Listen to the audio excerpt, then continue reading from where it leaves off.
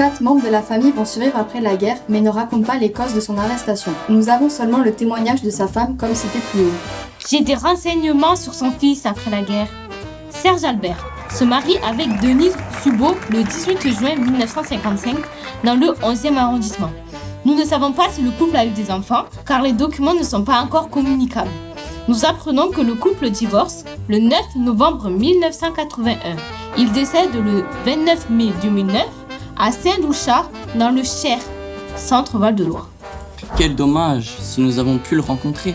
Il avait 13 ans lors de l'arrestation de son père. Il aurait pu nous éclairer sur les circonstances. Ne m'arrête pas loin.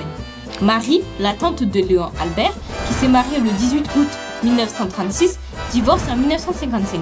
Nous ne savons pas non plus si le couple a eu des enfants. Elle décède le 18 décembre 1997 à Saint-Georges-d'Orc, Hérault, France. Mais c'est en Occitanie, à côté de chez nous.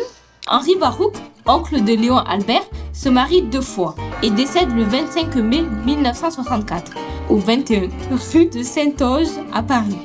Il était chauffeur de bus en 1946 et représentant au moment de sa mort. Léon Judas, l'oncle de Léon Albert, s'est même marié 3 fois. Une fois à Constantine en 1925, une deuxième fois à Paris en 1933 avec Tania Tayeb. Ils ont un fils, Henri Aron, né le 24 octobre 1935 à Courbevoie, qui se marie le 14 novembre 1959 à Nevers avec Claude-Annie Beaujard. Henri décède le 7 décembre 1994 au Maroc. Il se marie une 3e fois avec Anna Dijon le 30 mars 1950.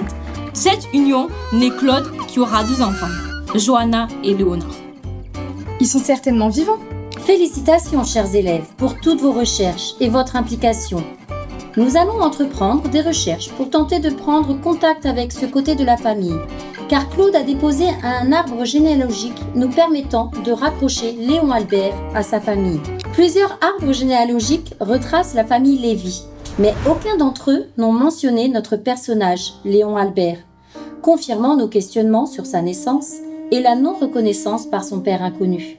Grâce à vos recherches généalogiques, nous avons pu rattacher non seulement Léon Albert à sa famille, mais au-delà à d'autres noms de familles juives du Constantinois, notamment la famille Nakache, du célèbre nageur juif rescapé de la Shoah.